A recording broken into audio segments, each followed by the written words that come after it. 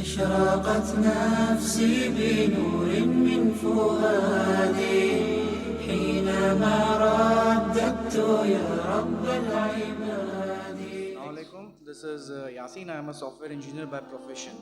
My question is, the Hindu pundits and scholars agree that the Vedas and other Hindu religious scriptures prohibit idol worship, but initially because the mind may not be matured, therefore an idol is required for concentration while worshipping. After the mind reaches higher consciousness, the idol is not required for concentration. What do you have to say about this? Brother asked a question. The Hindu pundits and scholars, they agree that the Vedas is against idol worship, against making image of Almighty God. But they give the logic that initially because the mind is not matured, you require idol to concentrate. Later on when you reach higher consciousness, idol is not required. If this is the logic, I would like to say that we Muslims have already reached the higher consciousness. We don't require any idols to concentrate on Almighty God. We have already reached the higher consciousness, if this is the logic. But now let's analyze. Once I was having a discussion with a Swami from the ISKCON, Hare Ram Hare Krishna, it's there in Bombay. Hare Ram Hare Krishna. He came to IRF and we were having a discussion on idol worship. So he gave me the example that, Brother Zakir, see, when your son asks you, why does it thunder? So you tell him that Ai Ma Chakki Pisti hai. Ai Ma Chakki Pisti hai. That is the grandmother in heaven, she is grinding flour.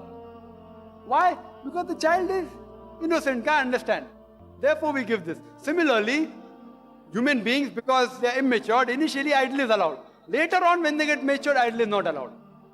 So I tell them, and I told this Swami from ISKCON, Hare Ram Hare Krishna, that I will never tell my child, when he asks me why does it thunder, that Ai Ma Chakki Pisti hai. Grandmother is grinding flour. You know why? Because to tell a lie is haram. It's wrong to tell a lie in Islam. You cannot, even if it's a white lie, you can't say. In extreme cases, certain cases, someone puts a gun and you lie, that's the difference. Otherwise, normal circumstances, why should a person lie? Because if I tell my son that Ai Ma Chakki Pisti hai, grandmother is grinding flour in heaven, when he goes to school and when the teacher teaches him that the thundering after lightning is due to expansion of rapidly heated air, he will think the teacher is lying. And afterwards, when he comes to know the fact, he will say, my father was a liar. Ai Ma Chakki nahi pisti hai. So this is the problem, that why should you say such wrong things? And this philosophy is common amongst all the human beings. Common, most of them, if not all. And we have like those people who stay in a building, like when they play with the children, they throw the toy out. Kawa leke gaya. Crow has taken it, You do the action of throwing the toy out of the building, kawa leke gaya. Then you find even your child is throwing out toys. And then when you ask these parents, why is your child throwing out toys? वो तो everyone does, सब लोग करते, सब children फेंकते. The mother will tell, all the children throw out toys. So if my child throws, what is great?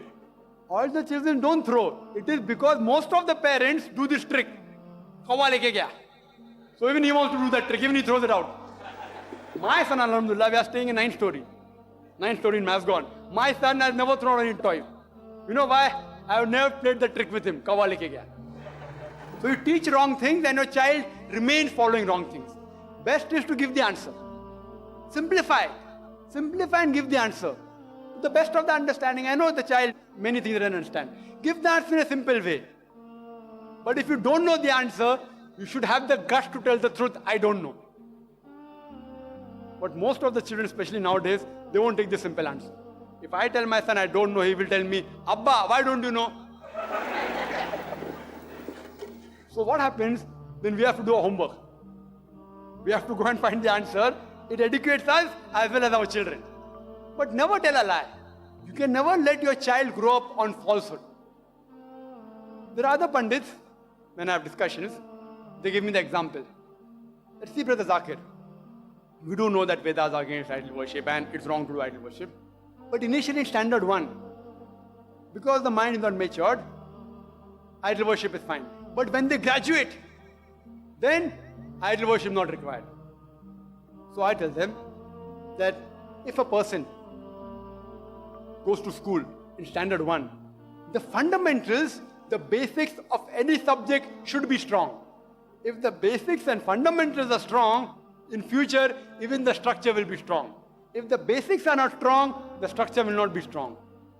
So if a teacher teaches in standard 1, in mathematics, 2 plus 2 is equal to 4. Even after he goes to standard 3, 4, 5, when he passes school, when he becomes a graduate, even if he does PhD in mathematics, yet 2 plus 2 will always remain 4. He may learn trigonometry, algebra, logarithms, but the basics of arithmetic addition, 2 plus 2, will remain the same.